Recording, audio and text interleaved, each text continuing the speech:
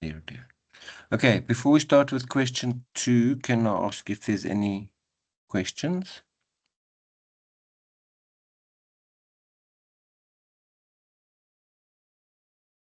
Alrighty. So as I mentioned, question 2 is the essay question. Okay. And it is all about the entrepreneurial process, how you're setting up your submission. But I'll get a little bit more to that. And then what was the previous one as well? Sorry, it was the forms of ownership. Okay. So, sorry, forward, not backwards. All right, this is learning unit 2. Okay, so the question is describe step 1 to 4 of the entrepreneurial process as per your prescribed textbook, section 2.4, and explain how this is demonstrated from the case study. Okay, so you can see again how important the textbook is. Okay, you're not going to get away with, you probably would get away with it in your assignments. Students have, yes. Okay. But the problem is that when it comes to the exam and they ask you this question, okay, you haven't really learned it because you haven't focused on a specific single source to learn for your exam. And then I find students really, really struggle. Okay, and they tend to waffle a little bit and things like that. So, yeah, even the full-time students, for some strange reason, they don't get textbooks. So, yeah, I would suggest, and if it's a problem, then, ask some of your friends to maybe to take photographs of the learning units 1 to 7. I shouldn't be telling you this. Okay. All right, so the mark breakdown is 12 marks for your for theory and 8 marks for your application or analysis. Okay. So the step-by-step coverage required: identify and evaluate opportunity, finding underserved township card payment markets. Okay. So remember, we're looking at entrepreneurial process. So we're looking for opportunities to expand our market. Okay. Develop business plan. Okay. Structuring digital onboarding and transaction fee revenue models. And acquire resources, securing the $16 million in private and probably rands. Okay. And manage and grow enterprises, expand to 200,000 merchants by 2025. Okay. Not sure why I put dollars in there. Okay. That would be the first part of your long question. Okay. Again, it's 20 marks. Okay, so I'm expecting quite a comprehensive theoretical explanation, and then the application into, and there's also some quite ambiguous and tongue twisters in this particular one. Okay, so I would suggest that you chuck the ideas into AI and ask them to explain the concepts to you a little bit more if it's not clear in your book. All right. Then we go on to the question 2.2, private and public enterprises. Okay, so here you've got to discuss the two main types of company categories, private and public enterprises. Okay. Then based on the discussion, motivate why a private company is at most suited to Yoko. So they're suggesting that Yoko should be a private company. Okay. Let's put it this way. They're suggesting that Yoko is a private company, because that might be a little bit confusing there. Okay, obviously it's the most suited for Yoko because she's in there to make money. Okay. You don't put any advantages or disadvantages in. Okay, but maybe when you're discussing it, you can explain why you say it's that why you think it's a good idea to be a private because they want to make money. Okay, and it's very difficult if you want that kind of model to be a non-profit organization, and you obviously can't be a state-owned enterprise. Okay, so the mark breakdown. Okay, theory is 12 marks and application and or argument or analysis is 8 marks. Okay, same as the previous question. Okay, so crucial rule, do not list standard pros and cons. In other words, don't use textbook advantages and disadvantages. This is this whole analysis in and I've seen it before because this is not the first time students have done this assignment. There's a big,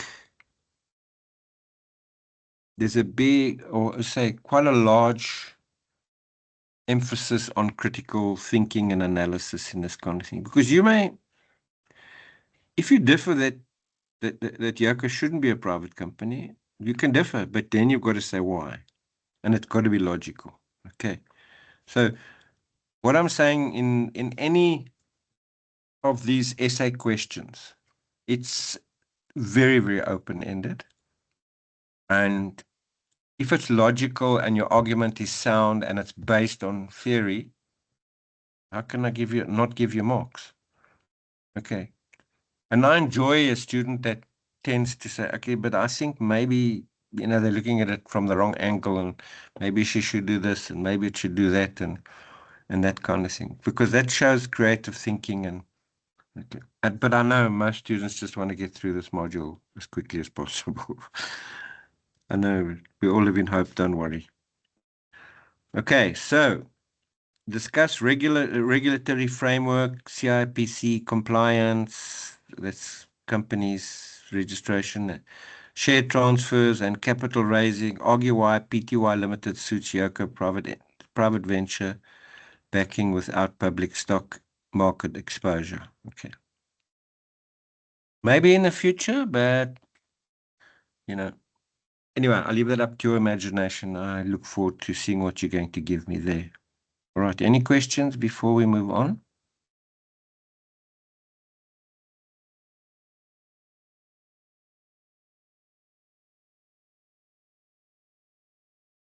Alrighty, let's go then to the last slide.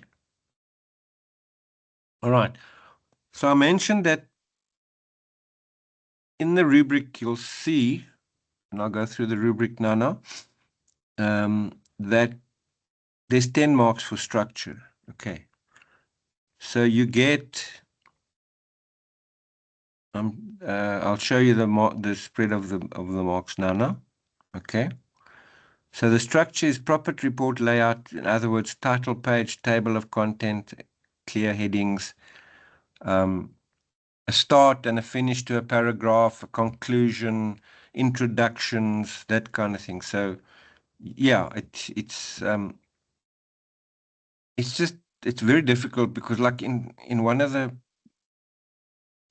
the assignments, I think you may find that they may ask you a SWOT analysis sometime. And then a student doesn't even give what is a SWOT analysis, just starts giving me strength, weaknesses, opportunities, and threats. No, nothing on the environment or the organization. So introduce your question, especially with take-home assessments. In a sit-down exam, it's difficult. I know you don't have the time, but in an essay question, especially, you need to introduce it, you need to discuss it, you need to prove it, you need to argue it, and then you need to conclude it. Okay. So I want to see those headings, and it's 10 marks out of 100 if you just do that. Okay. The grammar and flow of the language and stuff that use a paraphrase effectively, avoid over-reliance on direct quotes. Okay, you're only allowed 10% in your assignments anyway. Usually when people quote, they quote from the case study itself. That's acceptable. Okay. Then integrate logically. Okay, smooth transition between theoretical and the case study evidence. Okay. So that means that you need to understand how the practical fits into the theory.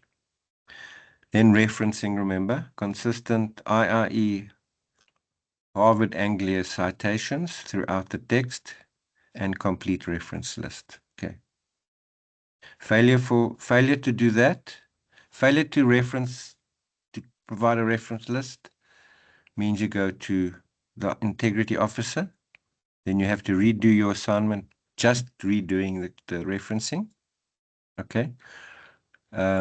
And because it probably will be a first offense, you will retain your mark. But if you do it again in BMAD or in your second assignment, then you're going to get your mark capped at 0, I think it is, or 50. I'm not quite sure what they do for the second one. But you're going to lose a heck of a lot of marks. Because the average mark for these kind of things, if you start working, you start giving yourself sufficient time to work on these things. The average mark for these things is around about 85, 90%. Okay. So it's possible to get it. So, and I would recommend as well, if you're nervous about the end of your exam, then make sure you do your ICE, make sure you get really good marks for your submissions, your assignment submissions, and then all you need is 35% for your sub minimum and if something goes wrong. Okay. It's really an easy module to get through if you work on it. Okay.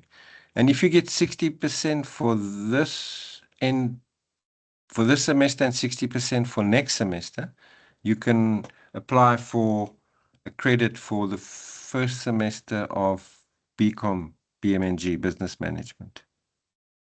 Okay, so your hard work will pay off. And 60% for a take-home exam is the only reason why students fail take-home assessments is they don't work. It's not rocket science, guys. Alrighty,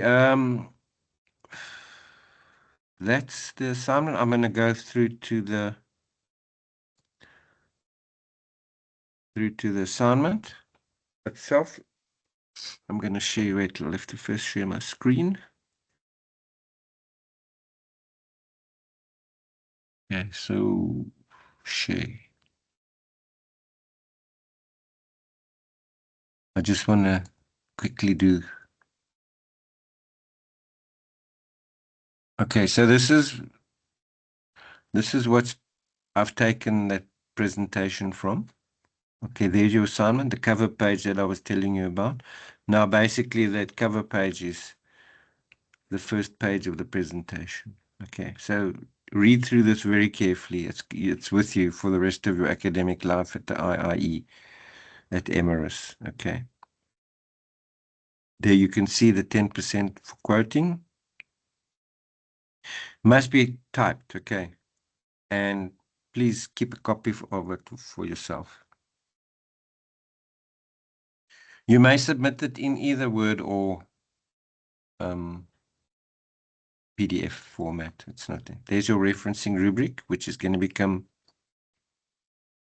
your friend or your enemy if you don't reference, because there you can read through exactly why I must pull off, why I must subtract 5 marks, or I must subtract 10 marks. Minor errors, 5%.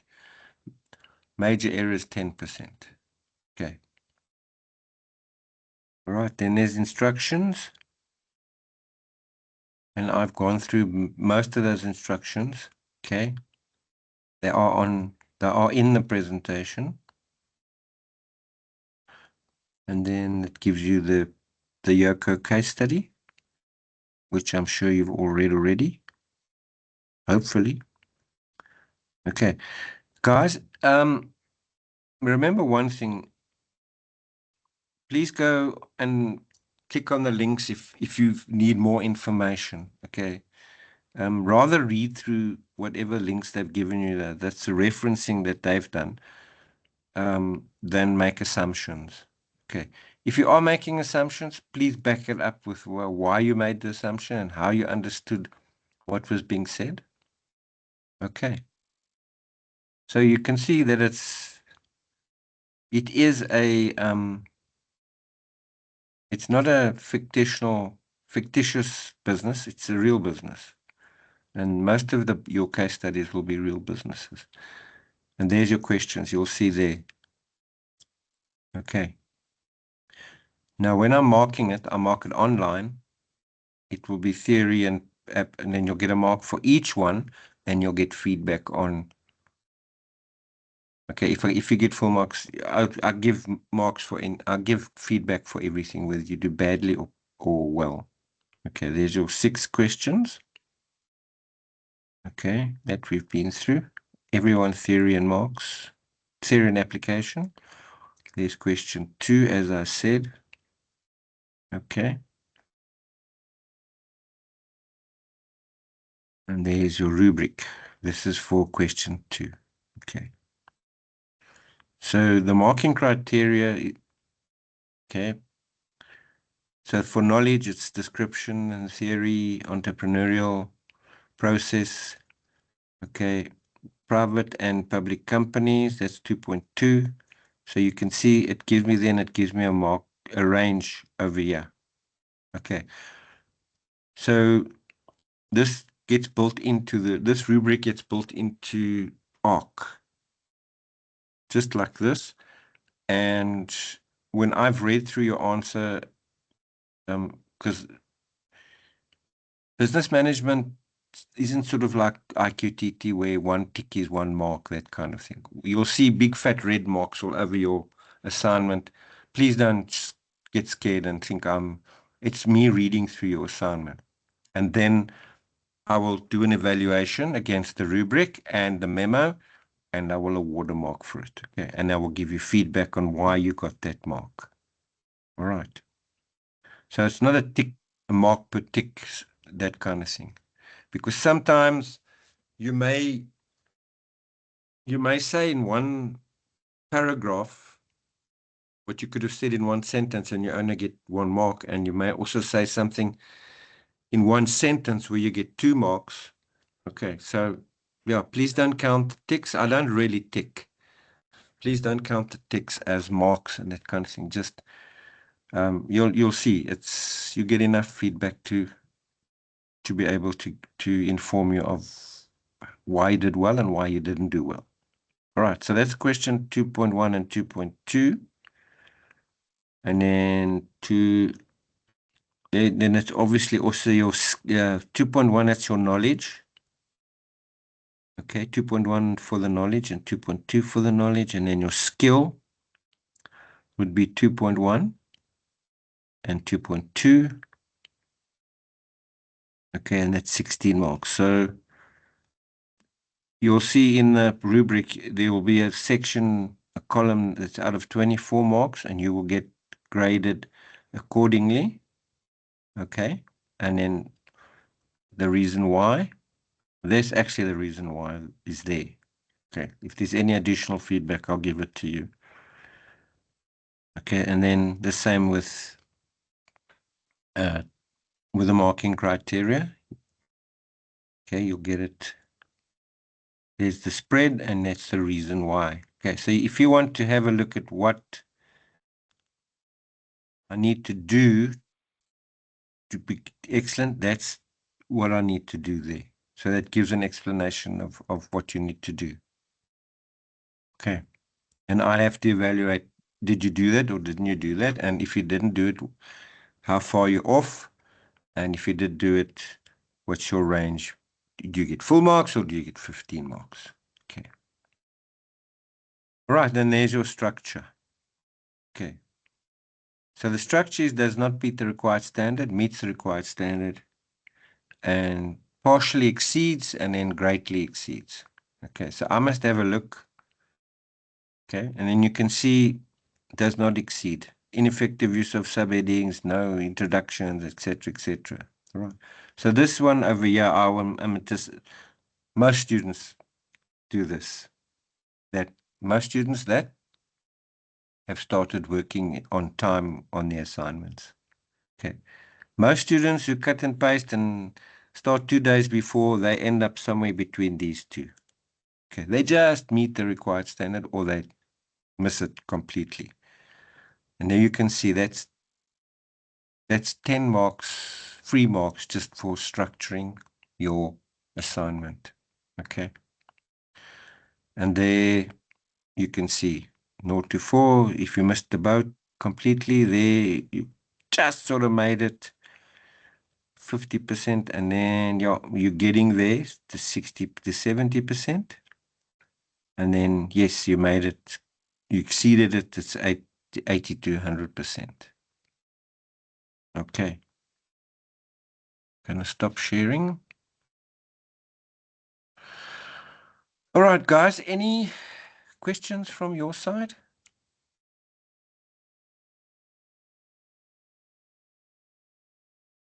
Chrissy, can you put your mic on?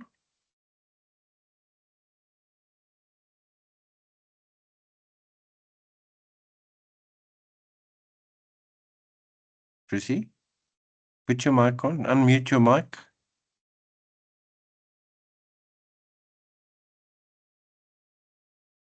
Otherwise, type it in the chat.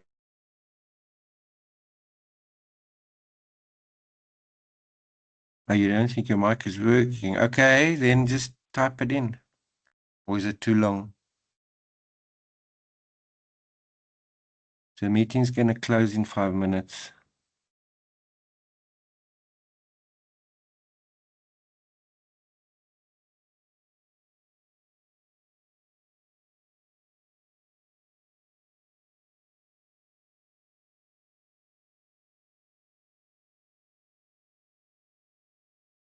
On ARC, I'm not, let me just see what you're saying.